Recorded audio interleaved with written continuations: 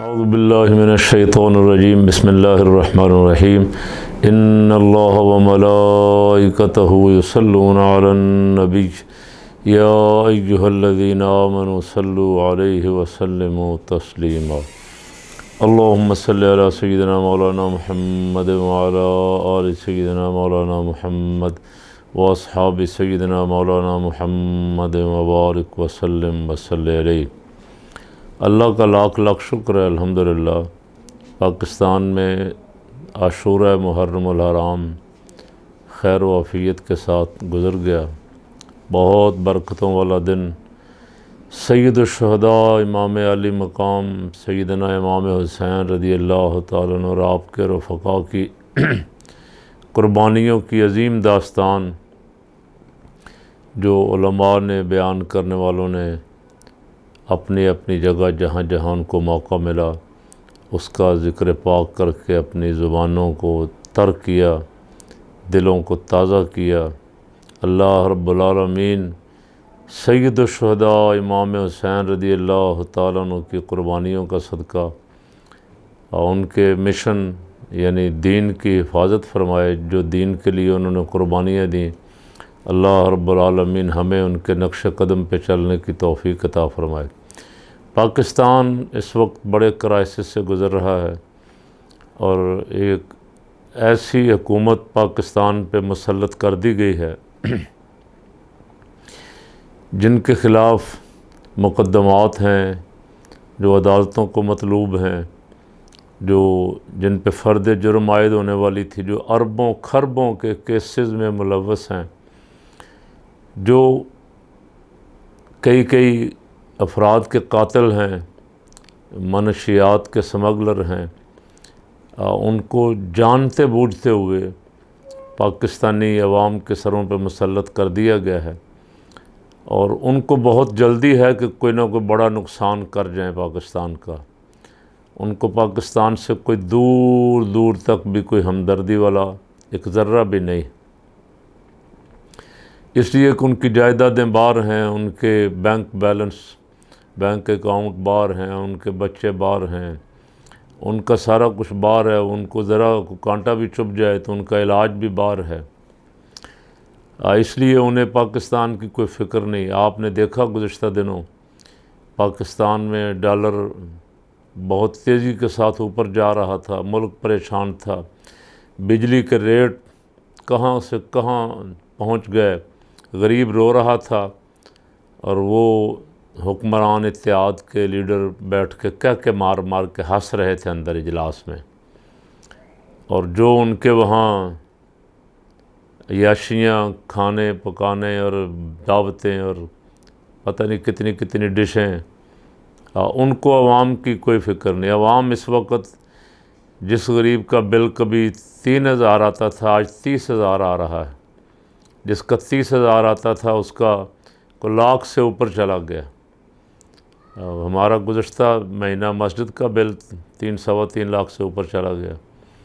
اس دفعہ دیکھیں آج کل آنے والا ہے۔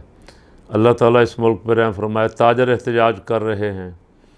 عوام احتجاج کر رہے ہیں۔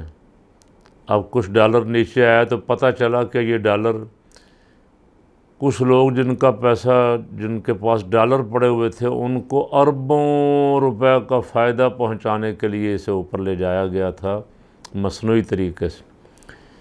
اور اس کے ڈالر کے اوپر جانے سے گاڑیوں کی قیمتیں 10 15 20 لاکھ اوپر چلی گئی۔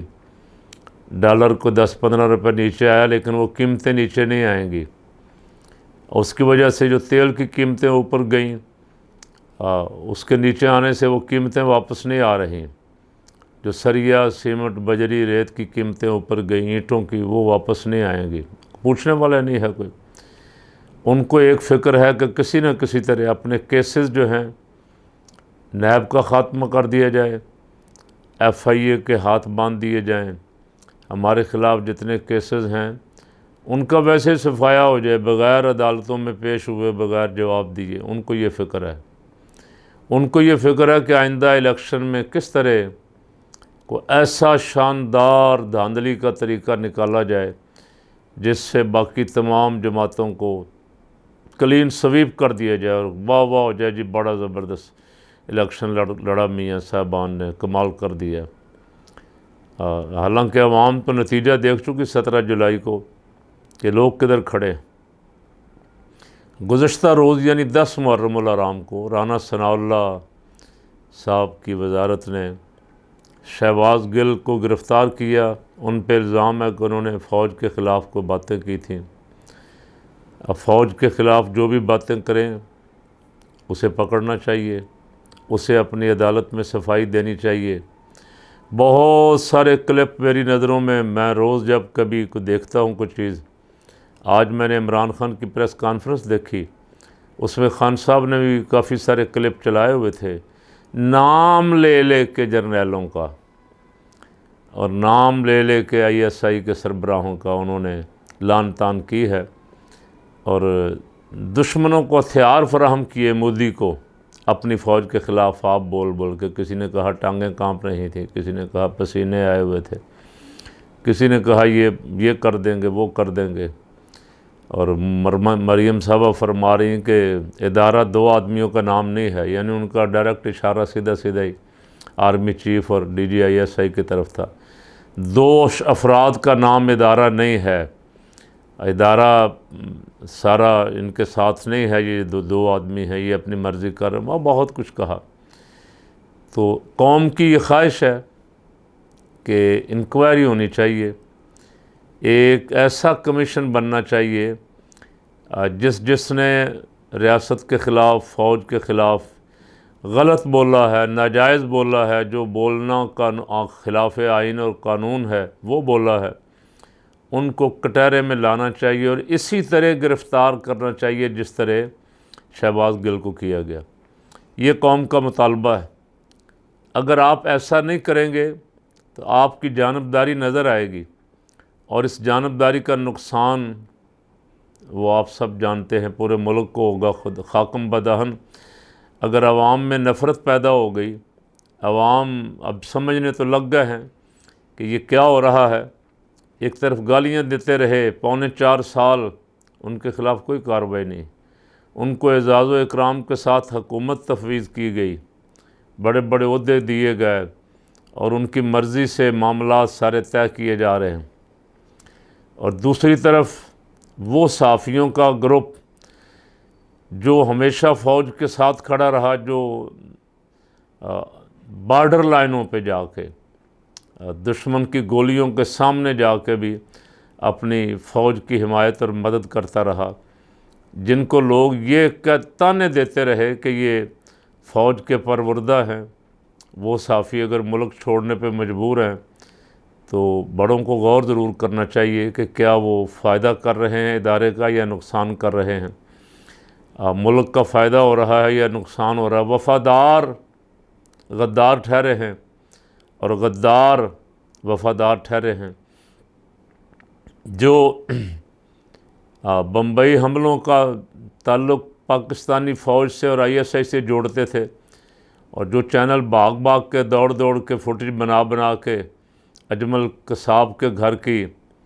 اور پتہ نہیں کچھ جعلی اجمل قصاب بنایا ہوا تھا، پیش کر رہے تھے دشمنوں کی خدمت میں، وہاں سے شاباش وصول کر رہے تھے، وہ آج محبوب ہیں۔ یہ لمحہ فکریہ ہے، اس پہ ہمارے جیسے محب وطن لوگوں کے دل خون کے آنسو روتے ہیں، کوئی شک نہیں، سوچتے ہیں یا اللہ یہ کیا ہو رہا ہے، یہ ملک کے ساتھ کیا کیا جا رہا ہے اور کون کر رہا ہے۔ جو کرنے والے ہیں،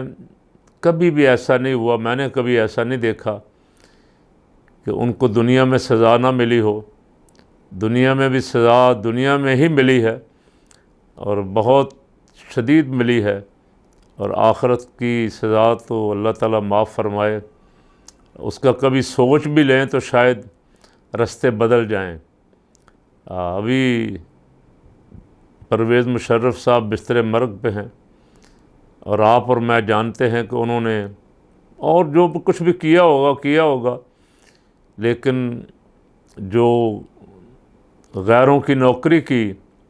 پاکستان سے اڈے دیے، پاکستان سے ڈرون اڑ کے اپنے بھائیوں کا خون بہاتے رہے، یہ سارا کچھ بھی ابھی تک ہمیں یاد ہے، اور ظاہر ہے کہ آپ کے پاس پاور ہو تو پاور کا، اقتدار کا، کرسی کا نشہ ہی بڑا ہے،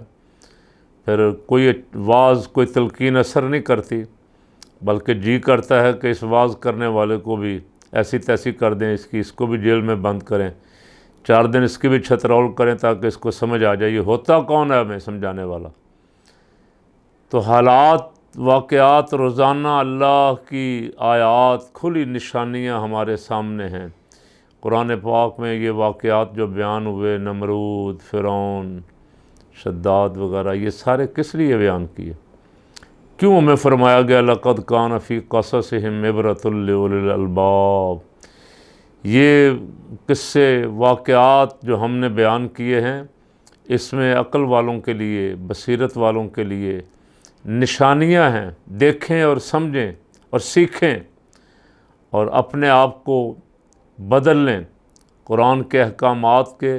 رسول اللہ کے احکامات کے مطابق اپنے آپ کو ڈھال لیں۔ خان صاحب نے آج کی پریس کانفرنس میں اپنی صفائی دی، خان صاحب نے آج کی فارن فنڈنگ کے بارے میں اپنی صفائی دی اور مطالبہ کیا کہ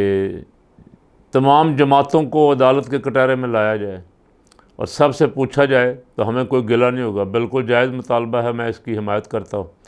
باقی بہت ساری باتیں انہوں نے کی ہیں، اس پہ انشاءاللہ آئندہ گفتگو کریں گے۔ اس دعا کے ساتھ آپ سے اجازت چاہتا ہوں کہ یا اللہ جو فیصلے کرنے والے ہیں ان کی آنکھوں کی بینائی کو ذرا تیز فرما دے،